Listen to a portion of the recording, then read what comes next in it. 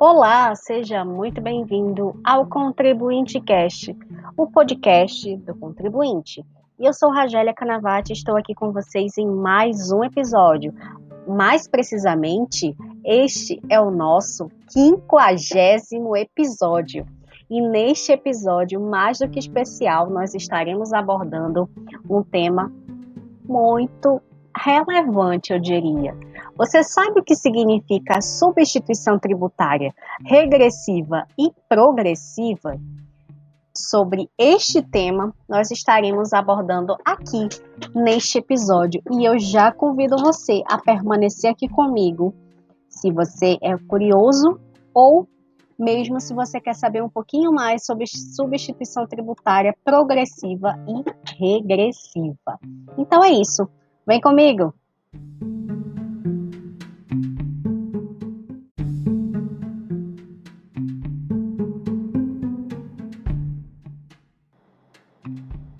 E já que o tema desse nosso 50º episódio é substituição tributária regressiva e progressiva, é claro que eu preciso estabelecer aqui com vocês alguns conceitos básicos sobre responsabilidade tributária, até porque nós não podemos falar sobre substituição tributária sem tocar na responsabilidade pela substituição.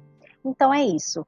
Para que você possa entender um pouquinho mais sobre responsabilidade tributária por substituição, eu preciso destacar aqui para vocês que a substituição tributária, quando nós falamos em responsabilidade, se dá quando uma terceira pessoa, que é denominada substituto, vem e ocupa o lugar do contribuinte, aquele que deveria ser chamado e é chamado de substituído, previamente justo à ocorrência do fato gerador. Então, quando nós falamos sobre substituição tributária, entenda que a pessoa que substitui a figura do contribuinte é aquela em que a lei atribui a nomenclatura de responsável por substituição.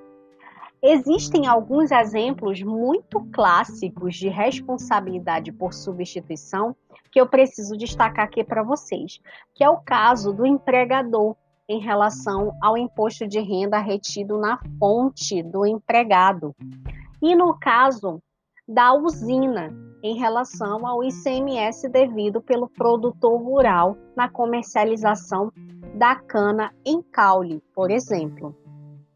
Uma outra situação que eu gostaria de retratar aqui com vocês é sobre a responsabilidade por substituição, que ela apresenta duas classificações e que é justamente o tema aqui que nós vamos abordar no nosso 50º episódio, que é a substituição tributária regressiva e a substituição tributária progressiva. Ou seja, toda vez que você se deparar com essa nomenclatura, substituição tributária regressiva, entenda que é aquela para trás. E a substituição tributária progressiva é aquela que é para frente. Então, quando nós falamos sobre substituição regressiva, ou seja, aquela que muita gente na prática fala que é substituição tributária para trás, é quando o fato gerador ele está situado no passado, ele ocorreu lá atrás. Por isso, a nomenclatura que muita gente na prática fala que é substituição tributária para trás.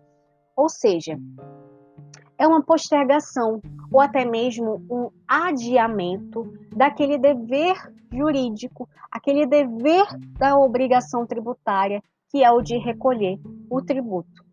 E como exemplo, eu trago aqui para vocês, que é o caso do leite cru, no qual o laticínio ele recolhe para o produtor rural, e da cana em caule, em que no caso a usina recolhe para o produtor rural. Entendeu a situação? E se esse macete que eu falei aqui para vocês ainda não foi fixado, eu vou trazer uma outra situação para que você possa fixar ainda mais. A responsabilidade tributária através da substituição para trás é toda vez que o fato gerador ocorrer lá atrás, ou seja, no passado. Já quando nós estamos falando de uma substituição tributária progressiva, ou seja, aquela para frente, né? Você pode discriminar como sendo aquela responsabilidade para frente, onde o fato gerador vai ocorrer somente no futuro.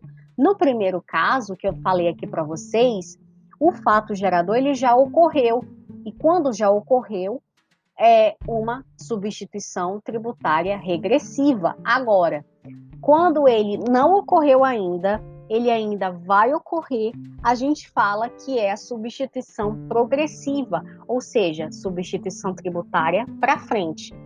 Agora, entendendo mais um pouquinho sobre a substituição progressiva, que muita gente na prática fala que é aquela para frente, é quando o fato gerador ele situa-se no futuro. Então, a lei ela sempre vai atribuir o dever do recolhimento antecipado, ou seja, o fato gerador ele ainda não ocorreu, mas o dever de pagar aquele tributo que muitas vezes não está lançado ainda é um dever que a própria lei estipula. Então, a lei, ela determina que aquele responsável tributário realize o recolhimento antecipado com base na ocorrência do fato gerador que se presume que vai ocorrer. Então, esse fundamento sobre a responsabilização tributária, ele está, e você pode conferir no artigo 150, parágrafo 4º da nossa Constituição Federal. E aqui me permitam a fazer a leitura deste parágrafo, que é muito importante para o teu entendimento. No parágrafo 4º do artigo 150 da Constituição, ele fala que a lei poderá atribuir ao sujeito passivo de obrigação tributária a condição de responsável pelo pagamento de imposto ou a contribuição, cujo fato gerador deva ocorrer posteriormente, assegurada a imediata e preferencial restituição da quantia paga, caso não se realize o fato gerador presumido. Já que você já conhece o que fala ali a nossa Constituição Federal, eu preciso esclarecer contigo um outro exemplo, só para que você fixe ainda mais na sua mente.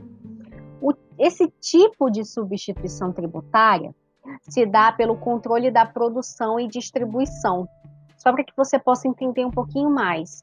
Por exemplo, a distribuição e o controle de produção de bebidas, que é feito nos fabricantes e nos engarrafadores, uma vez que a tributação seria dificilmente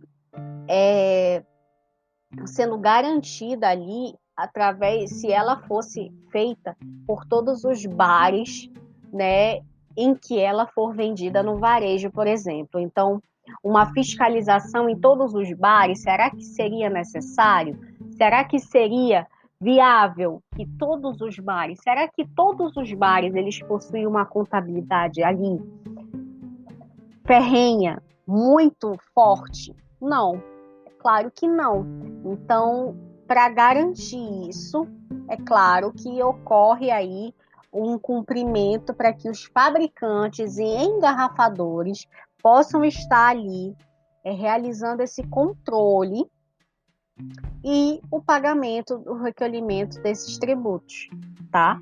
Uma outra situação muito tradicional que eu menciono aqui para vocês é justamente em relação a essas questões ligadas à regressividade e progressividade. Por quê? Porque muita gente ainda tem dúvidas, principalmente no dia a dia do setor fiscal, por exemplo.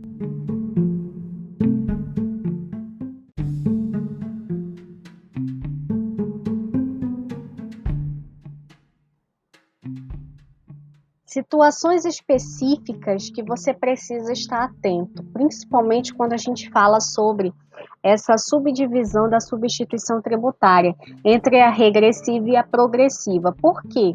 Porque essas modalidades, gente, elas se referem principalmente a uma cadeia ou até mesmo uma linha econômica de incidência tributária. Por quê? Quando a gente fala isso, é claro que sempre vem em mente a questão dos tributos como o IPI e o ICMS. Imagine, por exemplo, que por questões de comodidade, tá? O fisco ele pode escolher apenas um dos componentes desta linha, que é como eu falei para vocês no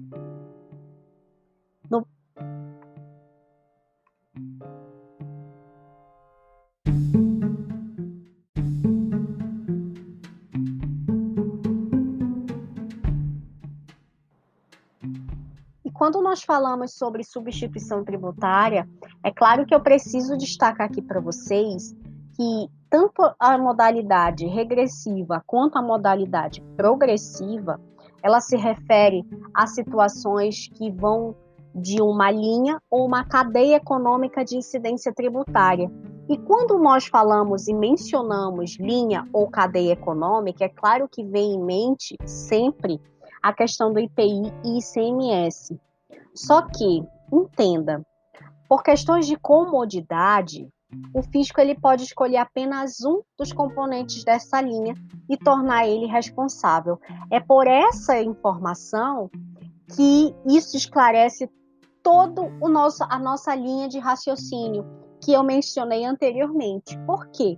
Porque é muito mais prático para o fisco fazer a escolha desse responsável para que este responsável possa aí estar realizando o recolhimento dos tributos dos demais contribuintes, aqueles que forem sendo substituídos ao longo da linha do tempo. E quando nós falamos sobre essa questão de comodidade, eu trago aqui um exemplo muito prático para que você possa fixar ainda mais, que é o caso do produtor. Quando existe aí uma substituição em relação ao fato gerador que está para frente numa cadeia que é produtiva, se escolhe o supermercado para que esse ocorra ali em relação à substituição, já que em relação ao fato gerador que estão para trás daquela dita cadeia, daquela dita linha econômica da incidência tributária. Então, a gente chama, respectivamente, de substituição progressiva, tá? E quando existe aí uma substituição que já ocorreu, que é no passado, a gente fala que é uma substituição regressiva. Então, quando nós falamos sobre a substituição tributária progressiva, é claro que o responsável tributário ele tem que recolher o tributo de fato gerador que ainda não ocorreu na linha produtiva. Justamente por isso que muita gente fala que na prática o fato gerador está para frente, ele ainda vai ocorrer, tá? E é claro, o fato gerador ele vai ter uma base de cálculo e essa base de cálculo ela vai ser presumida. Quando a gente fala sobre base de cálculo presumida, ela tem sempre um valor que é estimado de acordo com critérios que previamente são determinados em lei. E essa lei, muitas vezes, no caso do IPI, vai estar na lei federal. No caso do ICMS, precisa ser analisado a questão do regulamento do ICMS de cada estado, porque lá vai estar todos os critérios que são determinados para que exista ali uma presunção de base de cálculo, até para que não se torne um mero chute por parte do fisco, ou até mesmo pior, para que o fisco não estime valores muito acima do real e que possa aí, é claro, estar ferindo o princípio que a gente fala, é o princípio do não confisco, que é uma das limitações do poder de tributar, que é trazida na nossa Constituição Federal. Agora, entenda, um grande exemplo sobre essa questão de estimativa, base de cálculo presumida, Você precisa entender que quando se fala sobre valores ou crédito antecipado, né, você precisa entender o que o artigo 8º da Lei Complementar 87 de 96 ela traz. Por quê? Porque lá estão descritas todas as formas que a gente pode tomar como base, né, sobre a base de cálculo através da presunção. Quando a gente fala sobre base de cálculo presumida, ou até mesmo para que possa instruir o nosso setor fiscal da nossa empresa, para que ela possa estar ali esclarecendo possíveis dúvidas sobre a questão de como realizar a apuração do ICMS, por exemplo, a gente precisa ter em mente que o artigo 8º da Lei Candir, que é a Lei Complementar 87 de 96, ela traz que a base de cálculo da substituição tributária, ela deve analisar o valor da operação ou prestação que vai ser praticado pelo contribuinte substituído. Uma outra questão está ligada em relação às parcelas do somatório sobre as operações e as prestações subsequentes, como, por exemplo, o valor da operação ou da prestação própria, que é realizada pelo substituto tributário e o substituído intermediário, tem o montante dos valores de seguro, de frete e até mesmo outros encargos que são cobrados ou transferíveis, tá? Em relação aos adquirentes ou até mesmo os tomadores de serviço.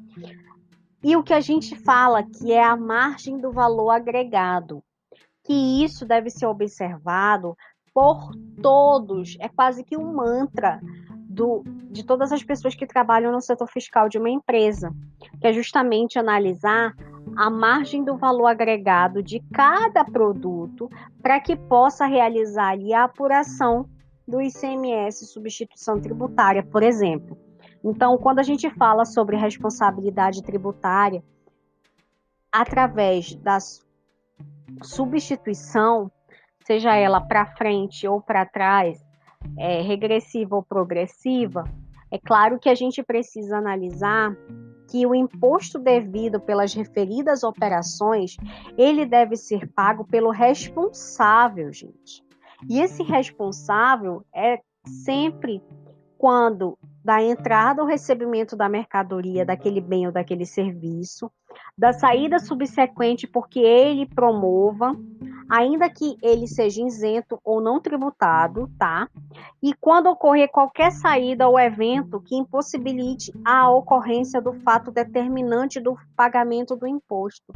Então, quando a gente fala sobre essas questões, é claro que a gente precisa também ter em mente que quando se trata de mercadoria ou serviço cujo preço final a consumidor, sendo ele único ou máximo, ele precisa ser fixado pelo órgão público competente. Então, para isso, mais uma vez, o convite para que você possa conhecer um pouquinho mais sobre o que fala o regulamento do ICMS do seu estado, para que você possa entender essa fixação, principalmente em relação à margem do valor agregado. Por quê?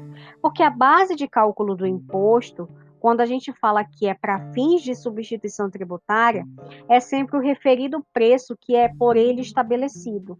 Então, quando ocorrer o preço final a consumidor sugerido pelo fabricante ou importador, a lei ela poderá estabelecer como base de cálculo este preço. Só que qual é a lei que você precisa observar? É a lei que rege o seu estado, quando a gente está falando de ICMS.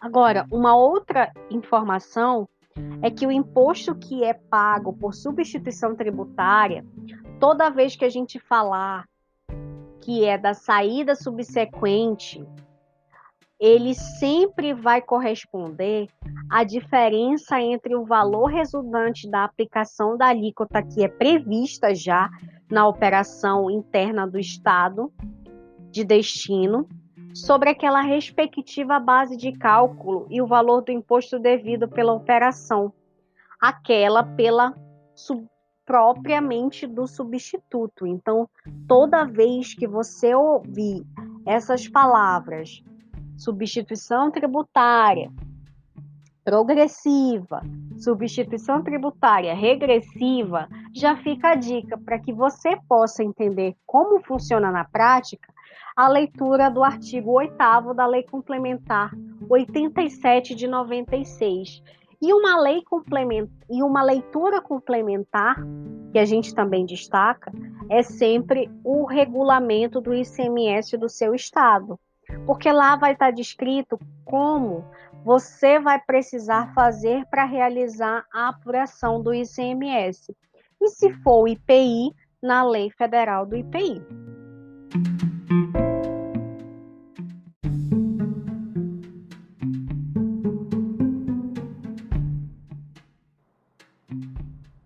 Então é isso. Eu espero que você tenha tirado todas as suas dúvidas relacionadas à substituição tributária regressiva e progressiva, já ficando as dicas de leitura do artigo 150, parágrafo 4º da nossa Constituição e artigo 8º da nossa Lei Complementar 87 de 96, mais precisamente a Lei Candir. E, é claro, não esqueça de fazer a leitura do regulamento do ICMS do seu estado. Em caso de dúvida, fica sempre a nossa dica e recomendação. Consulte sempre o seu advogado tributarista.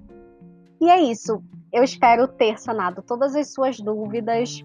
Querendo interagir conosco, basta acessar as nossas redes sociais, RK Edu Fiscal, ou o nosso blog, rkedufiscal.com. E é isso. Eu espero você no próximo episódio, mais precisamente o nosso 51º episódio. Tchau!